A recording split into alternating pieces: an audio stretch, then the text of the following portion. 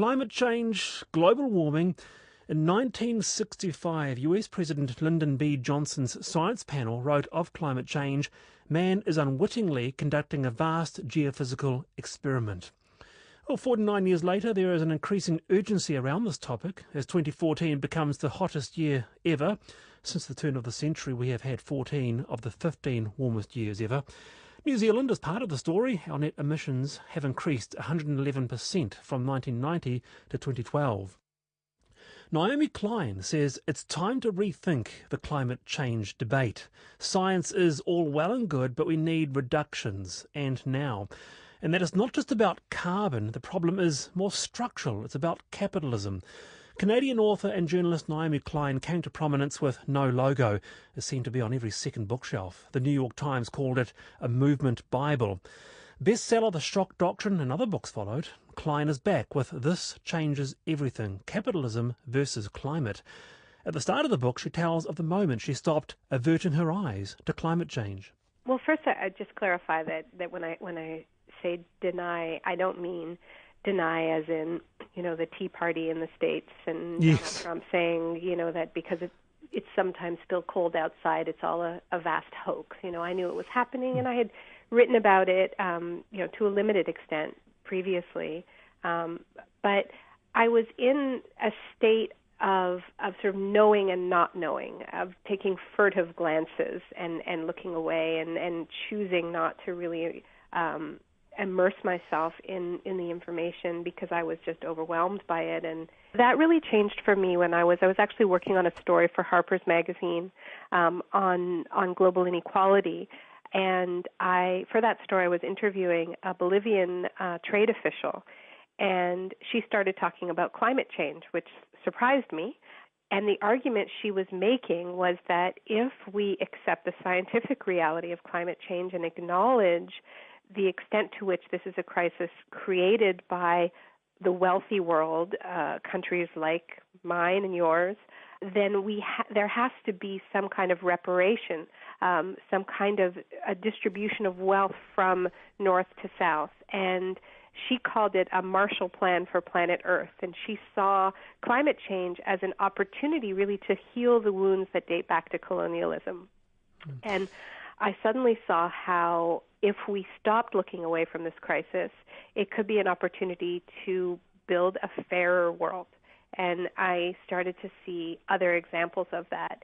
And that's really what this book is about, is not just the scary science, although it starts from the premise that, we're in really deep trouble and need to act. But the book really lays out a vision for what's often called climate justice, response to climate change that puts justice and fighting inequality of various kinds at its center. Well, as we speak, there is a major climate change summit on, and one that is hoped, they say, will bring concrete change. But you say climate change has never received the crisis treatment from world leaders, that the solutions lie, just beyond the horizon. And one comparison that you made that I found quite interesting was that slavery and racial discrimination as global movements weren't seen as a crisis back then either. The fact is that in wealthy countries, things don't get called a crisis until they threaten elites. So, when the banks were crashing in 2008, that was a crisis that mobilized trillions of dollars in resources. 9/11 was treated, obviously, as a huge crisis, mobilized hundreds of billions of dollars in resources. But climate change, the brutal reality is that this is a crisis created by overwhelmingly by a minority of sort of super consumers around the world. I would include myself in that, absolutely. But this is not a crisis created by everyone, and it disproportionately, at least in the short and to medium term, impacts the people who are least responsible for creating it. There is this sort of cruel math to climate change where the people who are most vulnerable are those who did least to create the crisis. So, some of that is just geography, that if you live in a very hot, dry part of the world already, then temperature increases and droughts are more catastrophic. And, in my country, in Canada, people joke about how they'll enjoy it when the weather warms up, right? that joke doesn't go over very well in Somalia or in Kenya. But even within our own countries, but even within the wealthy world, where we are experiencing climate impacts, the impacts are so much worse if you are poor. And of course, poverty and race are intimately connected in all of our countries. And so you see, when superstorms like Katrina or Sandy hit the United States, it does impact everybody in the region, but the people who aren't able to return to their homes, who are left in the dark for weeks, who experience police violence and extraordinary neglect are overwhelmingly the poor and overwhelmingly, in the United States, overwhelmingly African Americans. That's what we saw during Hurricane Katrina and Hurricane Sandy. So that's why I make the argument that this will only be treated as a crisis when we demand from below that it be treated like a crisis, because our elites clearly don't see it that way. And I think, if large parts of Australia were under threat of disappearing as opposed to large parts of Bangladesh, we would be seeing it differently. But that's why there has to be a social movement counter-response. When did the idea of human-induced climate change first surface, Naomi? Do you know in your research? I mean, I recalled up the top there in the introduction the science Johnson panel. Yeah. Yes. Well, I think the idea actually surfaced not long after the Industrial Revolution came underway, and humans began burning coal on an industrial scale. I think the first connection was made actually in the late 1700s. It wasn't a definitive connection, but there was this slow consensus building. And but by the time Johnson gets that report, there is a broad scientific consensus. What's interesting about the Johnson report is that the responses to climate change that are suggested in that report are not emission reductions, but overwhelmingly geoengineering. That was the first thought of let's put mirrors in space as opposed to let's stop burning fossil fuels. But part of that was because the technology was much less advanced then than it is now. I mean, now you have a country like Germany that has 25% of its electricity coming from wind and solar, and yet so many countries are doing almost nothing to switch from fossil fuels. So we're in a very different position. But the argument I make in the book is that the point of no return came in the late 1980s. That's when, humans lost all plausible deniability about climate change. Obviously, the consensus had been building in the scientific community for many, many years. 1988 was when the U.S. Congress heard from James Hansen, the leading climate scientist at NASA, that he could now say with 99% certainty that there was a link between emissions and warming. And that was that was on the cover of Time magazine, wasn't it? The Planet of the Year, I think, in that same year. Yeah, 1988 was the turning point year. 1988 was the year that the Intergovernmental Panel on Climate Change was formed. It was the year our governments first had intergovernmental meeting on climate change. And that year, when the editors of Time set out to choose their man of the year, they decided to choose the planet instead of a man. They didn't talk about women of the year at that point. And so that's just an example of how top of mind this was. And the significance of that for me and what I do in the book, as you know, is sort of ask, okay, well, what else was happening at that moment in history that made it so difficult for us to respond to this crisis? Why, if there was such a high degree of concern, did we proceed to make the problem so much worse in the intervening decades? It's really telling that if we cast our minds back to 1988, this was such a turning point year in the project of advancing what Joseph Stiglitz has called market fundamentalism. This was the year before the Berlin Wall collapsed. It was the year of the first big free trade deal was signed between Canada and the U.S., which became the sort of template for dozens and dozens of free trade deals to come. It was sort of the cusp of the neoliberal triumphant moment. And the argument I make in the book is that the triumph of that ideology, the idea that governments should just get out of the way of business and pursue short-term profits and growth at all costs, is what essentially locked in this climate paralysis, because it took the tools that our governments would have needed out of their hands, and indeed sort of created all of these taboos around government regulations and polluter pays, and indeed the very idea of collective action became taboo in this period, and here we are facing this ultimate collective crisis. So I think climate change if we look back on this key period of failure, and it's a good time to look back on it as we wrap up another sort of disappointing climate summit, so much of this, I think, has to do with historical bad timing, that if the moment of sort of high consensus had been even a decade earlier, we may have responded quite differently.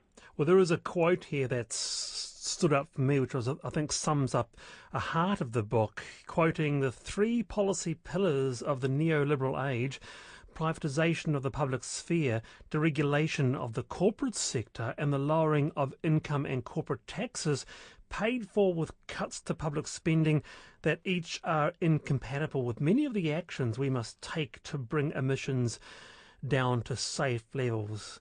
And not just that, but they form, as you suggest, a wall that has blocked a serious response to climate change for decades. Is that right?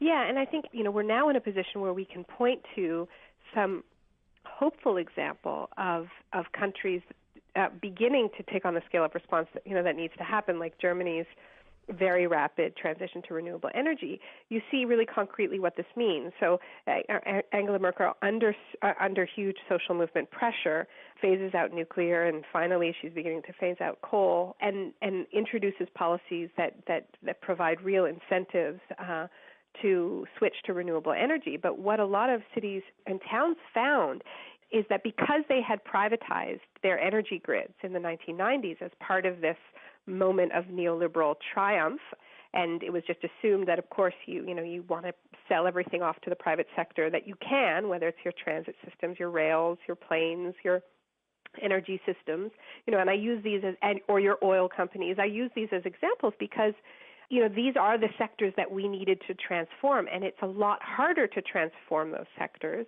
when you don't own them, when you don't control them. And so what they've found in Germany is that a lot of the private utility companies that run, at huge profit and are responsible to their shareholders were not interested in switching to renewable energy because fossil fuels were more profitable. And so what's happened in hundreds of cities and towns across Germany, and this is a part of the energy transition that's barely been reported, is that citizens have voted to reverse those privatizations and take back control over their energy grids. And this is now starting to happen in the U.S. too. In cities like Boulder and Santa Fe, you have these what are called local power movements where they're reversing energy system privatization specifically because they want to switch to renewable energy and their private energy providers won't let them.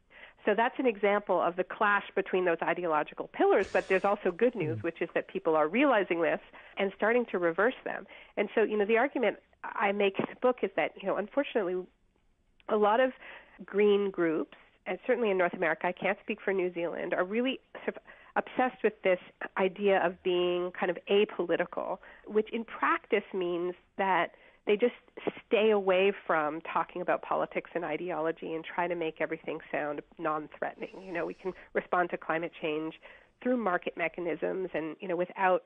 Such as an emissions trading scheme or those types of things, like a cap and trade system, which we have, for example, here in New Zealand.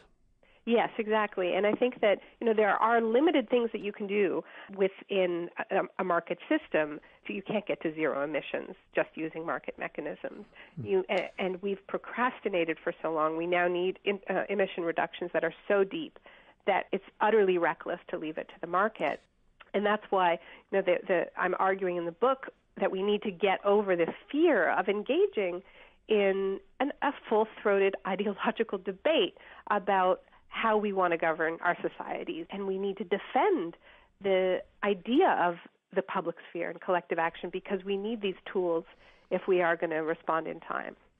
I'm speaking with author Naomi Klein on her new book, This Changes Everything. A fascinating aspect of the book I found interesting is that divide between, or that connection between science and environmentalism. And often we hear that science is going to save the day. In fact, I think our Prime Minister John Key said that just a few days ago. So whether in creating, carbon sinks by fertilising the ocean, sucking carbon from the air, blocking the sun rays, nuclear power even, which is more to do with that age-old belief of not challenging the ability for mankind to dominate nature, the Judeo-Christian notion of dominion over every living thing on earth, as you say. Can you explain that a bit? Because you do hear that even today, don't you, that science will come to the rescue in the end. Well, but I think this is really tied to how locked in we are to this market triumphalist moment that we just can't see our way out of. We can't see our way out of the current system that we have, which is why I start the book with a quote from the science fiction writer Kim Stanley Robinson. And he says, in my books, I've imagined people salting the Gulf streams, damming the glaciers, sliding off the Greenland ice cap, pumping ocean waters into the dry basins of the Sahara in Africa, raising Florida 30 feet to get it back above water, and hardest of all, comprehensively changing capitalism. What Kim Stanley Robinson is saying there is that it is easier for us to imagine changing the planet's life support systems than it is for us to imagine changing capitalism. That's how locked in we are. So it's really a profound failure of the imagination. I don't think it is that we really do believe that these sci-fi experiments are going to work. It's that it's harder for us to imagine changing our economic system because it's the air we breathe. And, I spend a fair bit of time in the book, as you know, talking about just how extraordinarily risky so-called geoengineering responses to climate change are, including the one that's sort of treated most seriously, which is the idea of mimicking a volcano by spraying sulfur into the stratosphere to reflect more of the sun's rays back to Earth. What the models tell us, and indeed what history tells us, by looking at what actually happens after you have these very powerful volcanoes that send sulfuric particles into the stratosphere, is that it is intimately linked to interruptions with India and Africa's summer monsoons, to terrible droughts. So we're talking about responding to climate change in ways that could, very likely interfere with the food and water systems of billions of people. And once again, you have that core injustice where the people who would be most at risk of these very reckless responses to climate change are the people least responsible for the crisis. And I say reckless because we know what would work, right? We know that we have the technologies to switch to decentralized solar and wind and geothermal. We know how we could transform our farming system to do a much better job of sequestering carbon. So we don't need to fertilize the oceans and engage in a planetary scale experiment. We choose not to do that because of the economic cost. So we need to understand that these are choices that we're making. There's a great quote here from Jimmy Carter that seems so unusual, so out of place in the context of today's growth. It's from 1979, that too many of us now tend to worship self-indulgence and consumption. And he urges Americans, quoting, "For your good and for your nation's security, to take no unnecessary trips, to use carpools or public transit wherever you can, to park your car for one extra day a week, to obey the speed limit, and to set your thermostats to save fuel." I tell you, it's an act of patriotism. That's not the sort of message that you might hear from a leader today. Or even really environmental groups today, right? Really? We mostly hear that actually we usually get advice on encouraging us to shop more, right, to buy more green things as opposed to, or to recycle. But the idea of really changing how we consume is, it's one of the hardest things to say in a culture where consumption is a way of life, right? And this comes back to this case of historical bad timing. This crisis hits us at the end of the 1980s, which is the decade when you have this switch to lifestyle marketing and branding where, we're no longer just shopping for products, we're shopping for community, we're shopping for a way of life. And so because that free market project has been so successful, people are extraordinarily threatened if you tell them that they might need to consume less or, consume at the levels that we consumed in the 1960s or 70s, which was not all that bad in the developing world. We're not saying you have to go back and live in caves, as the right is always saying. but we do need to get our consumption under control. That speech is really interesting, though, because one of Carter's advisors on that speech was the late cultural theorist Christopher Lasch. And Christopher Lasch was critical of Carter's speech, even though he had helped him with it. He said Carter didn't listen to one of his most important pieces of advice, which is he told Carter that if you're going to ask people for sacrifices, you need to assure them that the sacrifices will be implemented fairly, that it isn't just going to be the most vulnerable and the working class people who are going to have to make those sacrifices while the wealthiest people get off scot-free. You have to make it clear. And this was the way rationing was introduced during World War II, very deliberately, that there were sort of high-profile crackdowns on prominent corporations and celebrities in the U.S. and in Britain, to set an example that this is something, the slogan was fair and share alike, fair shares for all, that it was everybody who had to sacrifice. And that is something completely missing from our response to climate change. In California right now, there's this absolutely devastating drought.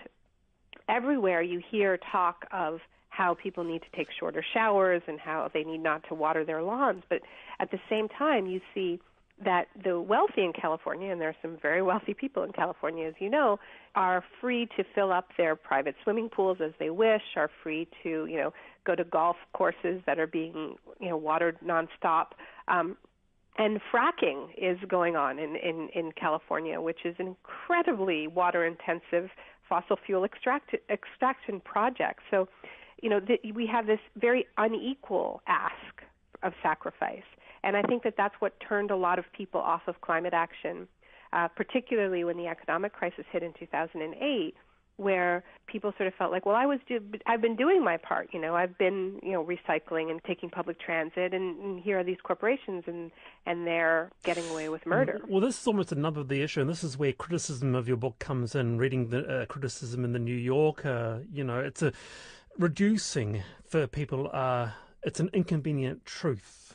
When you tell people what it would actually take to radically reduce carbon emissions, they turn away, I'm reading here. They don't want to give up air travel or air conditioning or HD TV or trips to the mall or the family car or the myriad of other things that go along with consuming 5,000, 8,000, 12,000 watts. It's a big ask for people, isn't it? First of all, most people in the world don't have any, let alone all of those things. And the way we respond to climate change has to reflect that fact that a lot of people on this planet have a right to consume more and must be allowed to consume more. So it isn't everybody who needs to consume less. It is this class of super consumers. And it is absolutely a huge challenge to convince powerful people that they need to have less. And that's why the book is an argument for climate justice, that we need to respond to this crisis in a way that will mobilize the huge numbers of people who have so much to gain from climate action, both because they're more at risk from extreme weather, but also because they would be the ones that would benefit from improved public transit systems, from better electricity, decentralized energy, from less air pollution, because their communities have always been the places where the most toxic industries have been tucked away. There's certainly a valid point in how difficult it is to convince people to give anything up, and that's why I think that there is an imperative to develop a response to climate change that will develop a constituency, of a very large constituency of people who will fight for action because it's in their best interest, because there are jobs, because there are better services. What about because you? It will deliver a better present than they have right now. What about you, Naomi Klein? Do you try and consume less, personally?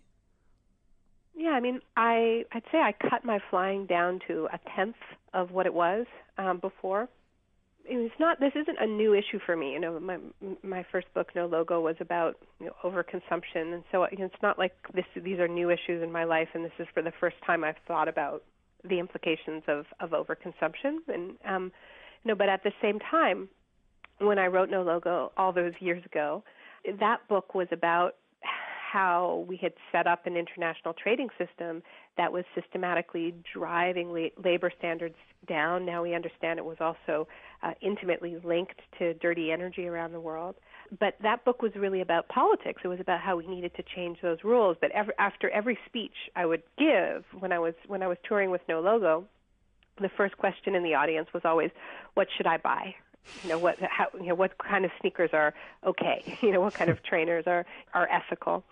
And it always struck me as a symptom of the triumph of this, a free market law ideology and the dominance of this very narrow idea of who human beings are, that our primary response to when we're presented with any challenges is to think about how we can solve it through our individual consumer behavior.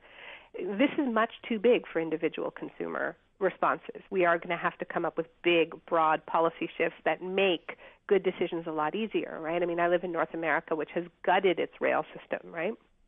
So it's a tough ask to say that people shouldn't take short-haul flights when they don't have good alternatives. It's a tough ask to tell people to take transit when they don't, when their communities aren't served by public transit, or when transit is becoming more and more expensive. So that's why I think, changing the way we live is important, but I think we can sometimes overemphasize it and inadvertently play into this idea that all we are is consumers. Naomi Klein on her new book, This Changes Everything, Capitalism versus Climate. It's great to have you on Sunday morning, Naomi. Really nice talking with you. Thank you for the opportunity.